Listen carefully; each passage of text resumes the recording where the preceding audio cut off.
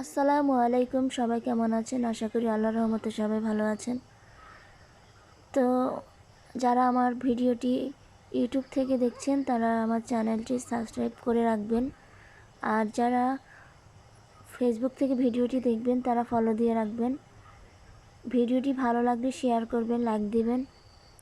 তো আজকে আমি কই মাছ দিয়ে টমেটো দিয়ে ভুনা করব, আর ছোট শোল মাছ দিয়ে ডাল দিয়ে মিষ্টি কুমড়া শাক রান্না করব। তো দেখেন, আমি মিষ্টি কুমড়া শাক রান্নার জন্য ডাল আর কাঁচামরিচ, পেঁয়াজ সাথে মাছ দিয়েছি। সুন্দর করে এগুলো ভালোভাবে কষিয়ে নিচ্ছি। কষানো হয়ে গেলে আমি এখন মিষ্টি কুমড়ো শাকগুলো দিয়ে দিচ্ছি। ডাল দিয়ে মিষ্টি কুমড়ো শাক রান্না করলে খুবই মজা হয়, খেতে খুবই দারুণ লাগে। তো আমার প্রায় অনেকখানি হয়ে গেছে মিষ্টি কুমড়া শাক রান্না।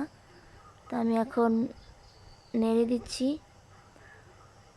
শাকটা সিদ্ধ হওয়ার জন্য, ভালোভাবে সিদ্ধ হওয়ার জন্য ঢাকনা দিয়ে ঢেকে দিয়েছি। অফ ক্যামেরায় রান্না করে নিয়েছি। তো দেখেন কত সুন্দর হয়েছে রান্নাটা। আর এই দিকে আমি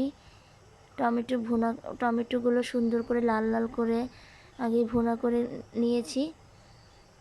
তো এই টমেটোর মধ্যে আমি পরিমাণ মতো পানি দিয়ে মাছগুলো ছেড়ে দেব। রান্নাটা ভীষণ সুন্দর হয়েছে। তো এখন কই মাছগুলো আমি ছেড়ে দিচ্ছি। তো একটু ঝোলঝোল করে রান্না করব, তার জন্য আমি এখানে মাছ ভুনা করতে যা যা লাগে সব কিছুই দেওয়া হয়েছে, সব কিছুই দিয়েছি। প্রতিদিনের মতো আমি যেইভাবে মাছ ভুনা করি আজকেও সেভাবে করেছি, তবে একটু ঝোল রেখেছি। প্রথমেও টমেটো দিয়ে আমি পেঁয়াজ ভুনা করে নিয়েছি। তো আরও কিছু টমেটো ছিল উপর দিয়ে আমি দিয়ে দিয়েছি। তো দেখেন আমার রান্নাগুলো কত সুন্দর হয়েছে। মাছের ঝোল করেছি, মাছের অনেকটা ঝোল রেখেছি। ভিডিওটি ভালো লাগলে শেয়ার করবেন। আল্লাহ হাফেজ।